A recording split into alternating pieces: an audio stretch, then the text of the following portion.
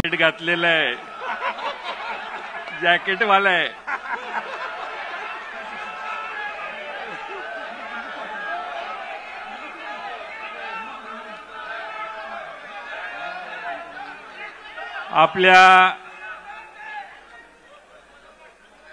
आपल्या सर्वांचं दैवत,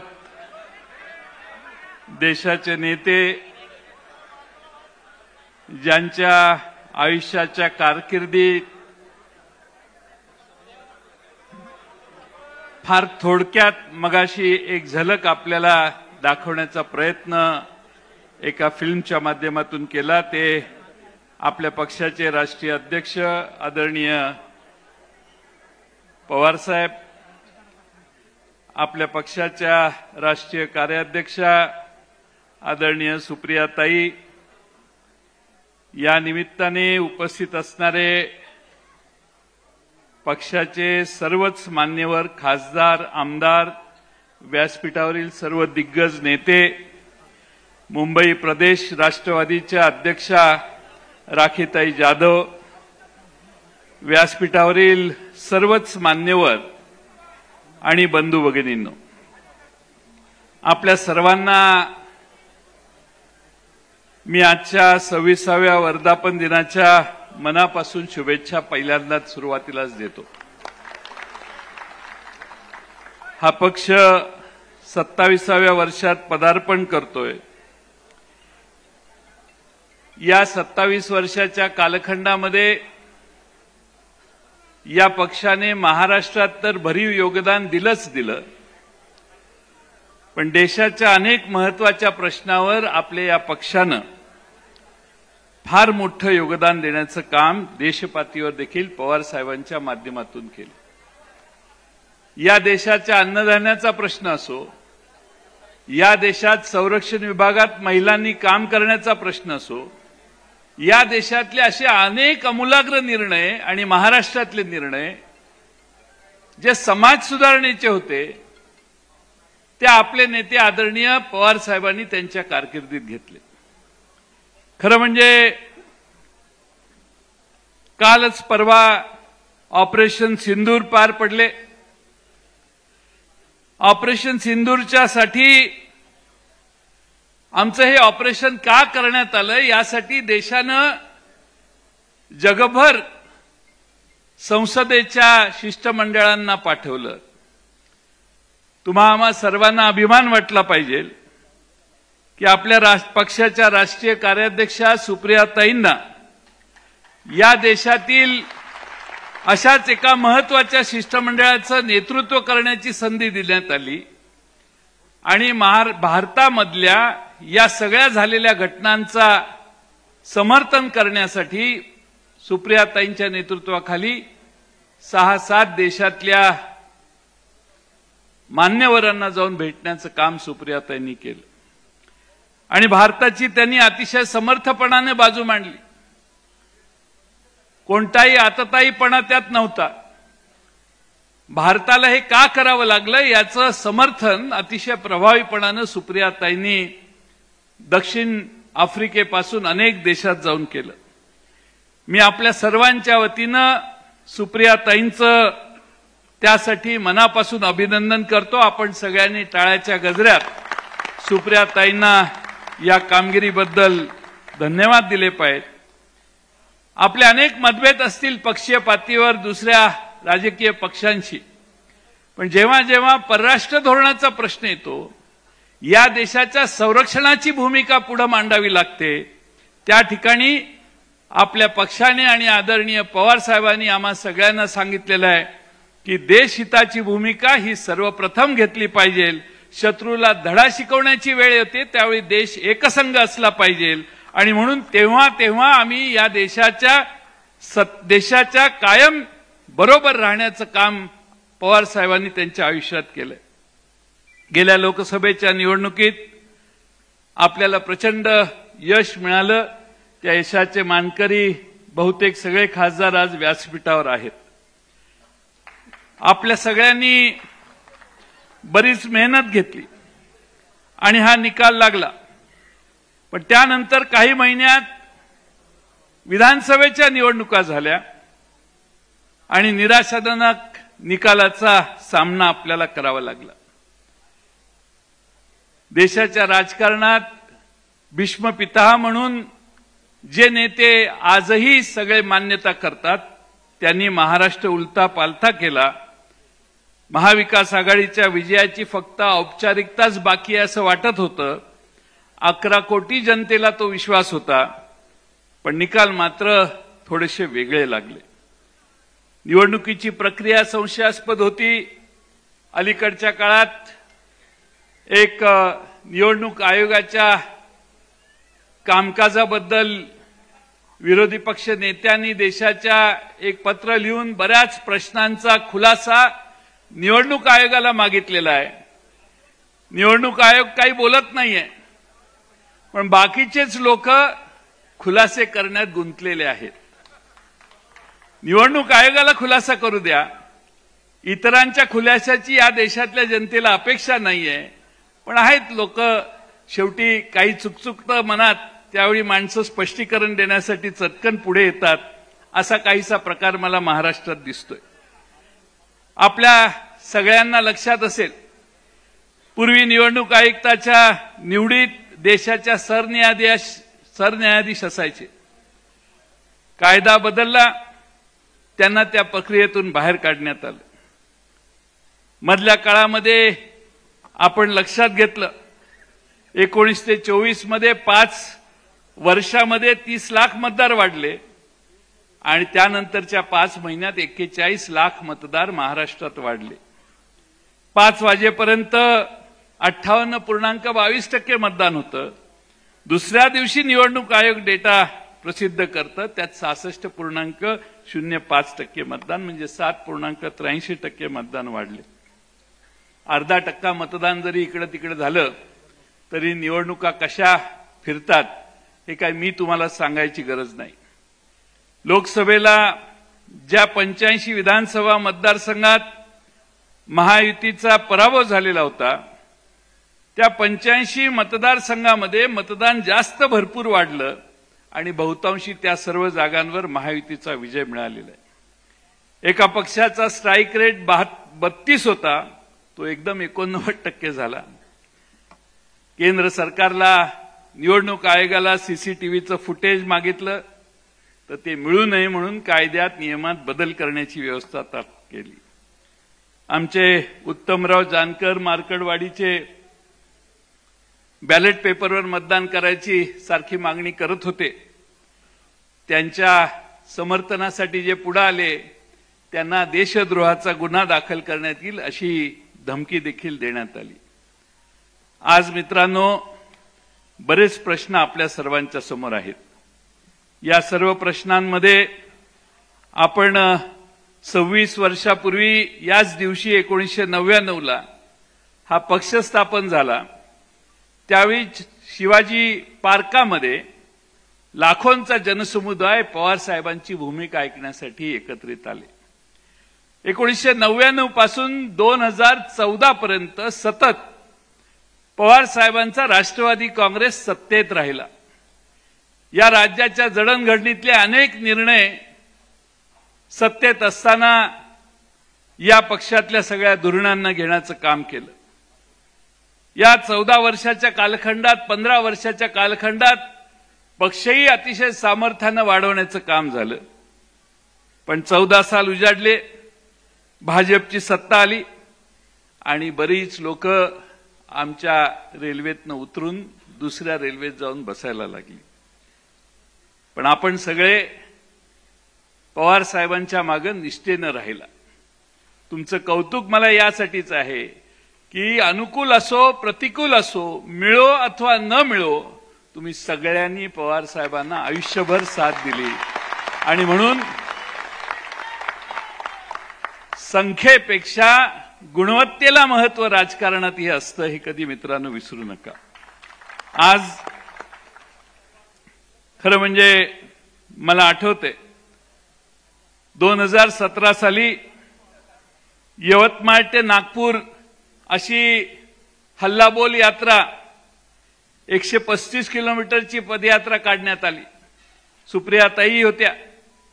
एक दिवस सहज मी झेंडा हातात घेतला त्यावेळी मलाही ध्यानीमनी माहीत नव्हतं की या पक्षाच्या अध्यक्षपदाची संधी आपल्याला कधी मिळेल.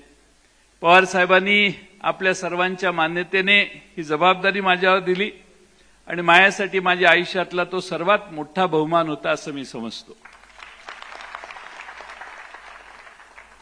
खरं म्हणजे आमच्या समोर माझ्यासारख्या कार्यकर्त्यांच्या समोर आदर्श कोण? आदर्श छत्रपती शिवाजी महाराज, ज्यांनी तमाम मराठी माणसांच्या मनामध्ये स्वाभिमान आणि स्वराज्याचं बीज पेरलं. छत्रपती संभाजी महाराज, ज्यांनी प्राण सोडले पण स्वराज्याशी प्रतारणा केली नाही. अहिल्यादेवी होळकर, पुण्यश्लोक अहिल्यादेवी होळकर, ज्यांनी हरहुन्नरीने आपला राज्याचा कारभार हाकला. 12 ज्योतिर्लिंगांपेक्षा त्याच्याबरोबर अनेक देवस्थानांचा अधिक पुनर्बांधणी करण्याचं काम ज्यांनी केलं. महात्मा ज्योतिराव फुले, ज्यांनी सर्वांच्या समोर समतेचा विचार मांडला. छत्रपती राजर्षी शाहू महाराज, ज्यांनी आरक्षण दिल्याशिवाय मागे राहिलेला माणूस पुढे येणार नाही हे कृतीनं स्वतःच्या राज्यामध्ये आदर्श घालून निर्णय घेऊन पुढे करण्याचं काम त्यांनी केलं.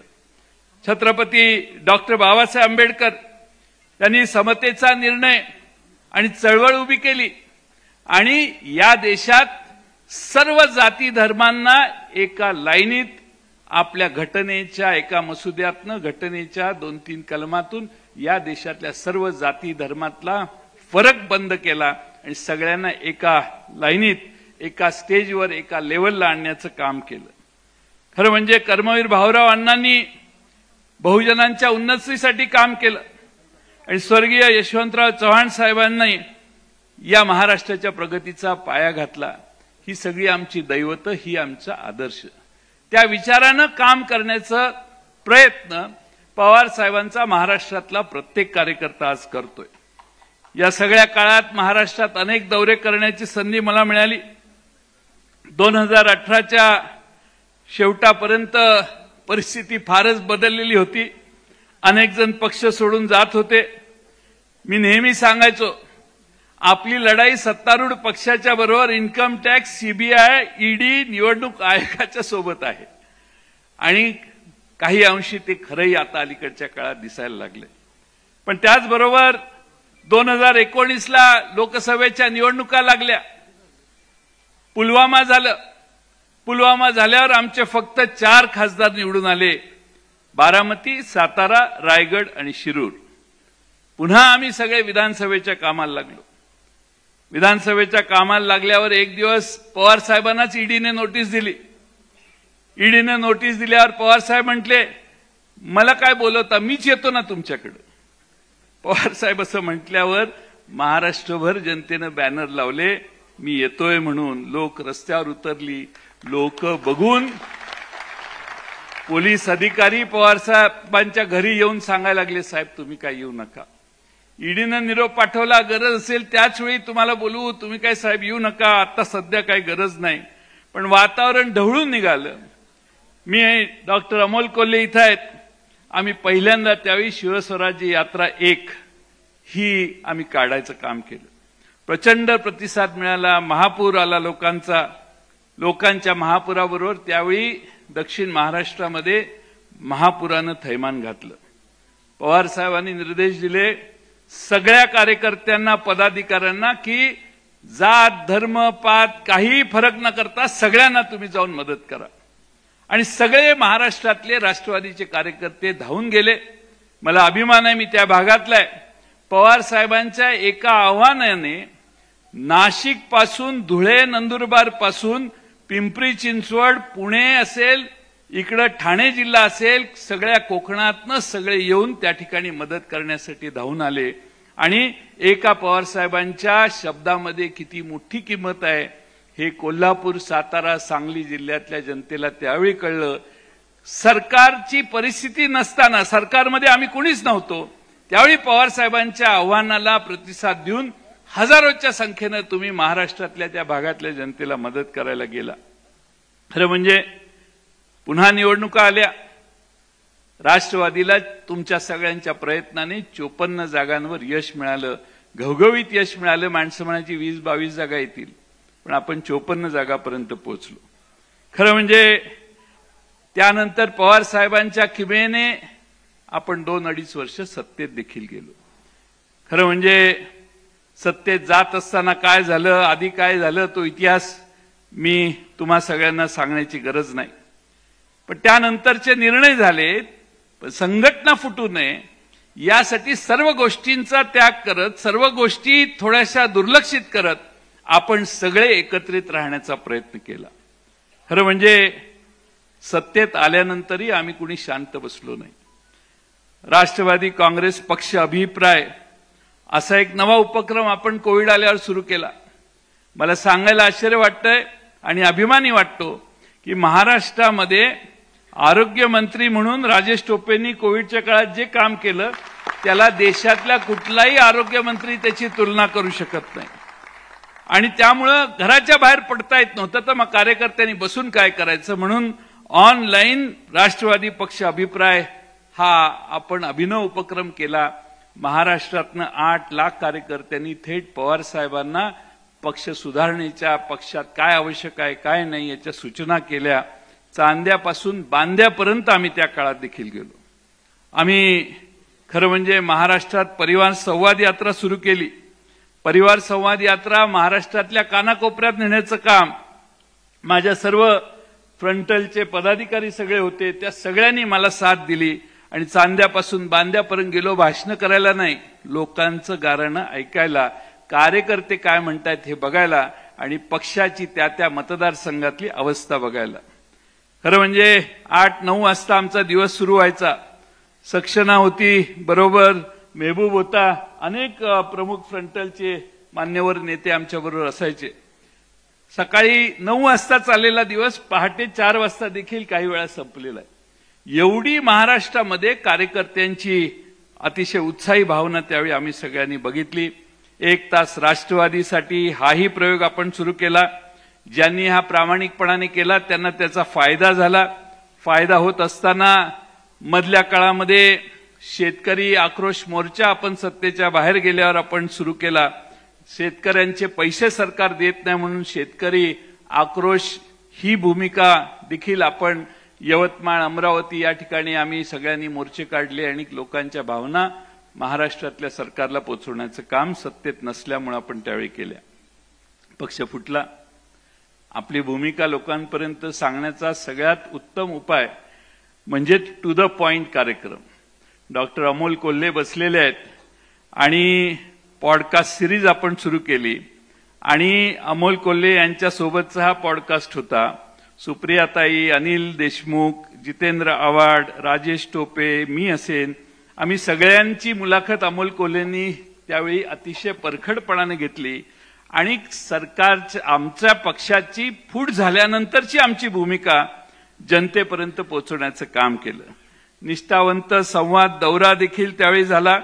शिवस्वराज्य यात्रा 2 मागच्या विधानसभेच्या आधी आम्ही सगळ्यांनी सुरू केली आणि त्याची समारोप शेवटचा कार्यक्रम माझ्या मतदारसंघात झाला. पवारसाहेब आलेले, पाऊस धो-धो पडला, स्टेज सगळं मैदान भरलेलं, मोकळं झालं. मला धस्त झालं की आता काय खरं नाही आपलं. पण पाऊस संपल्यानंतर पुन्हा सगळं मैदान येऊन पूर्ण भरलं आणि पवार साहेबांचा शेवटचा शब्द ऐकेपर्यंत माणसं मैदानात थांबली. हा पाठिंबा पवार साहेबांना त्यांच्या आयुष्यभर जनतेनं महाराष्ट्रात दिला.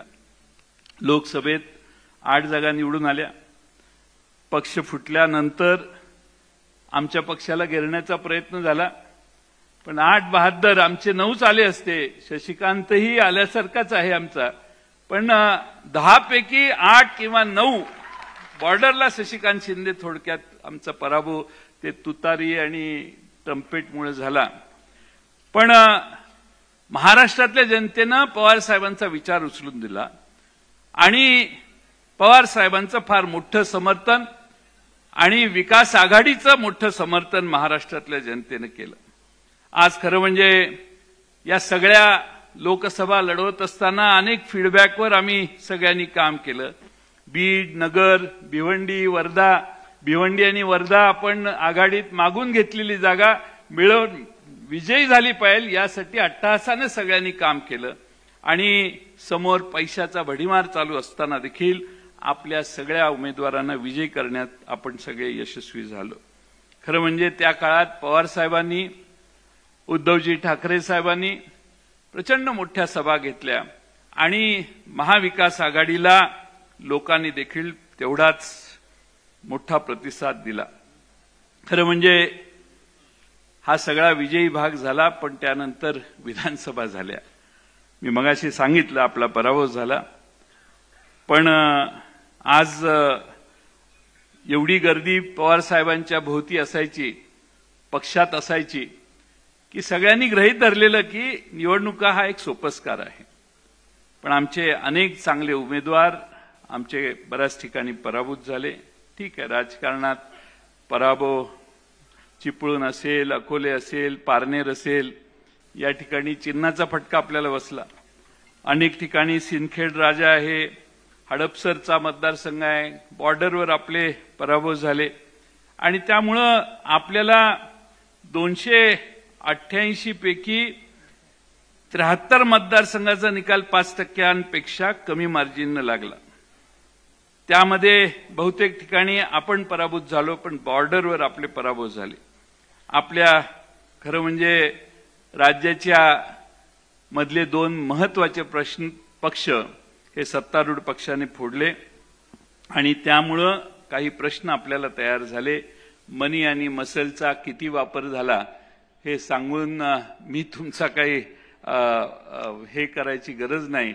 आमच्या आंबेगावचा उमेदवार आमचा देवदत्त हा ट्रम्पेटमुळे समोरच्या बाजूला चिन्हाच्या घोटाळ्यामुळे आमचा आंबेगावचा उमेदवार पराभूत झाला आणि त्यामुळे ह्या सगळ्यातून आम्ही आजही ठामपणाने या सभागृहातले आणि साहेब या ठिकाणी आम्ही फक्त पदाधिकाऱ्यांना निमंत्रित केले. असे हजारो कार्यकर्ते आहेत की जे आज नाराज झालेत, त्यांना निमंत्रण दिलं नाही म्हणून. मला अनेकांचे मेसेज आले, अनेकांची भूमिका माझ्यापर्यंत आली आणि लोक म्हटले आम्हाला का नाही बोलवलं. आपण मागच्या वेळी अहमदनगरला असाच मेळावा घेतला.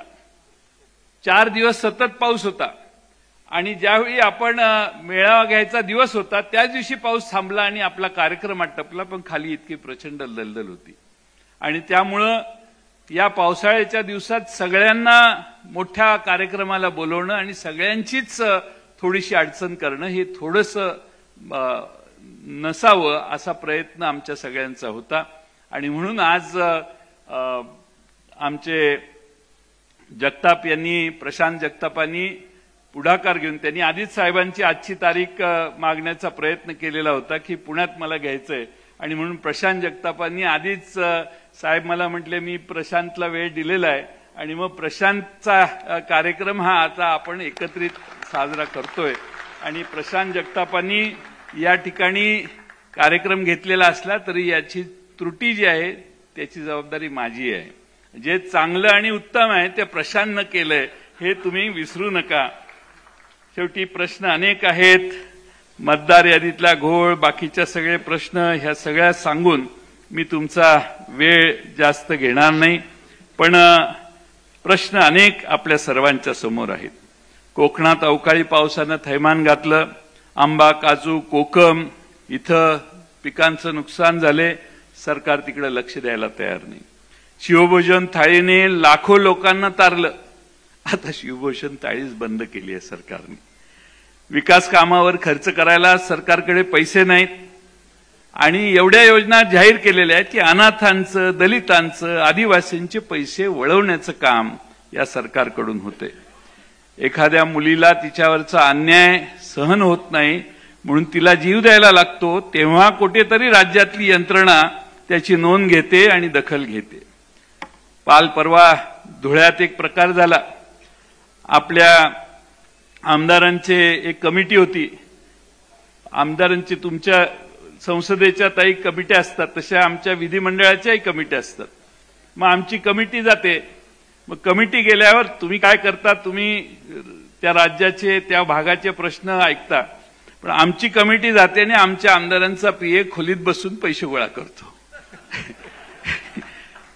2 कोटी रुपये पीएकडे सापडले. विधिमंडळाच्या एका प्रमुख समितीच्या प्रमुखांच्या पीएकडे 2 कोटी रुपये सर्किट हाऊसला. कसं आहे, आपल्याकडे पोलीस नाहीत, इन्कम टॅक्स नाही, 5 नाही 10 कोटी असतील, पण जाहीर 2 कोटीच झाले. आपलं 2 कोटीलाच बोललं पाहिजे. जाहीर जे झालं तेच धरायचं असतं, जे जाहीर झालं नाही ते तुम्ही आणि मी बोलून काय उपयोग आहे. 3 वर्ष स्थानिक स्वराज्य संस्था प्रशासकाच्या हातून चालवल्या जात आहेत. शेवटी सर्वोच्च न्यायालयाला सांगावं लागलं, अरे बाबांनो काय निवडणुका घेणार आहे का नाही, काय का घेत नाही, काय प्रॉब्लेम आहे. आणि मग निवडणुका घेण्याचा प्रयत्न होतोय. पण माझी शंका आहे की रवींद्र पाटील साहेब बहुतेक जळगावला तूर्त निवडणूक होणार नाही. नगरपालिकेचे होईल, महापालिकेची होईल का जिल्हा परिषदेची होईल हे अजून त्यांनीच ठरवलेलं नाही. त्यामुळे जेव्हा येईल त्यावेळी आपल्याला लढण्याचं काम करायचंय. पण निवडणुका टाळण्याचा सरकारचा प्रयत्न होतोय. आता शक्तीपीठ महामार्ग सगळ्या पानसरे भागातून जातोय. सगळ्या लोकांचा विरोध आहे. आता सगळ्यांचा विरोध असताना आणि कुणी मागणी केलेली नसताना त्या महामार्गाचा आग्रह करणं हे याच्या मागे एवढा इंटरेस्ट काय आहे अशी लोक कुजबूज करतात. मी आपलं लोक काय म्हणतात ते मी सांगतो. त्यामुळं आपण अलीकडे बघितलं असेल की महत्वाच्या प्रश्नावरून लोकांचं लक्ष वेधायचं असेल तर काय करायचं असतं, पवार साहेबांना शिव्या घालायच्या, पवार साहेबांच्या विरोधी बोलायचं. पवार साहेबांना बोललं की सगळे माध्यम तेच दाखवायचं, दिवसभर कार्यक्रम करतात. मूळ प्रश्न महाराष्ट्रातला बाजूला राहतो आणि पवार साहेबांच्यावर बोलायचं. पवार साहेबांच्यावर आता अलीकडे विनाकारण टीका चालू आहे. पवार साहेबांनी ओबीसीच्या समाजाच्या हितसंबंधांचं रक्षण करण्याची कायम भूमिका घेतलेली आहे त्यांच्या आयुष्यामध्ये. या देशामध्ये मंडल आयोग जाहीर झाल्यावर मंडल आयोगाची पहिली अंमलबजावणी भारतात जर कुणी केली असेल तर शरद पवार साहेब नावाच्या मुख्यमंत्र्यांनी त्यावेळी केली. दुसऱ्या कुठल्याही राज्याने नाही केली. तेव्हा पवार साहेबांनी ते पाऊल टाकलं. त्या ओबीसींच्या मागे त्यांच्या ओबीसींच्या संरक्षणाची भूमिका घेण्याचं काम आयुष्यभर पवार साहेबांनी केलं. हे मित्रांनो तुम्हा आम्हाला कधी विसरता येणार नाही. आणि आजही त्यांचा तोच आग्रह आहे की ओबीसींच्या हिताचं रक्षण करण्याचा प्रयत्न तुम्ही आम्ही सगळ्यांनी केला पाहिजे. कोणत्याही बाबतीत पूर्ण ताकदीनं ओबीसींच्या भूमिकेचं, ओबीसींच्या संरक्षणाची भूमिका आपल्या सगळ्या कार्यकर्त्यांनी आयुष्यभर पाळली. कारण आपला आदर्श मंडल आयोगाच्या अंमलबजावणीपासून शरद पवार साहेबांनी घालून दिलाय. हे मित्रांनो विसरता येणार नाही. खरं म्हणजे मी आता हळूच विचार करत असतो बऱ्याच वेळेला पवार साहेबांना अजूनही टीकेचं केंद्र ठरवतात. जितेंद्र आव्हाड त्याचा अर्थ अभी भी पवार साहब का डर बाकी है.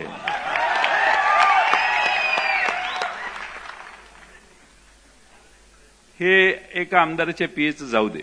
तुम्हाला मोठी गोष्ट सांगतो. एका उच्च न्यायालयाच्या न्यायमूर्तीच्या घरी सगळं गॅरेज भरून पैसे सापडले. राव न्यायालयाने, सर्वोच्च न्यायालयाने समिती नेमली, त्यांनी त्याला दोषी ठरला. पण त्याच्यावर एक साधा गुन्हा देखील, अजून एफआयआर देखील दाखल झालेली नाही. एवढे पैसे त्या न्यायाधीशाच्या घरी सापडले.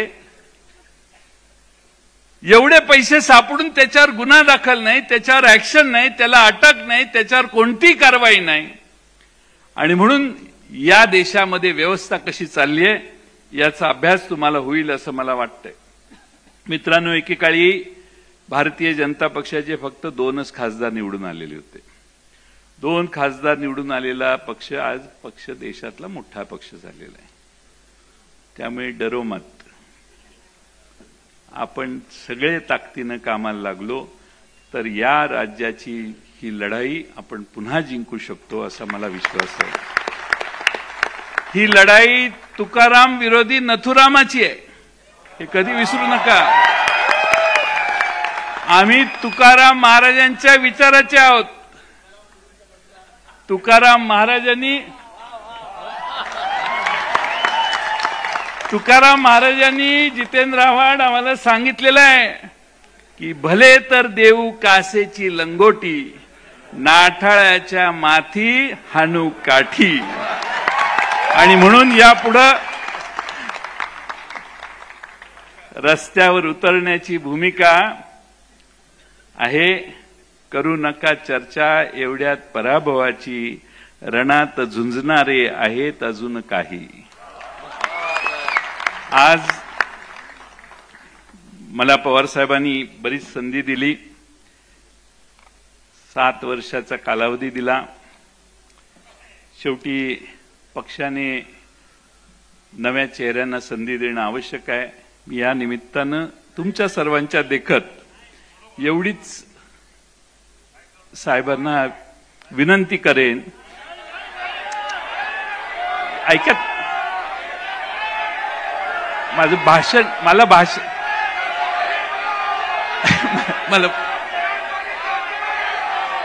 आगे बढ़ेंगे तुम बैठो.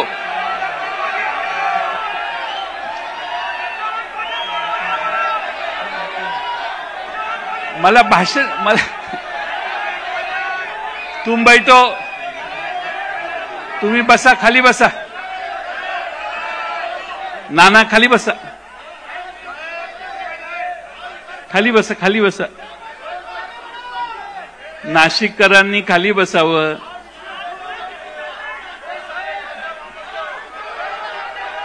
शेवटी पक्ष पवार साहेबांचा आहे, त्यामुळे पवार साहेबांनी याच्यावर योग्य तो निर्णय, कारण आता आपल्याला बरंच पुढे जायचंय आणि त्यामुळं मी पवार साहेबांचे मनपूर्वक आभार मानतो, आपल्या सर्वांचे आभार मानतो आणि माझे 2 शब्द पूर्ण करतो.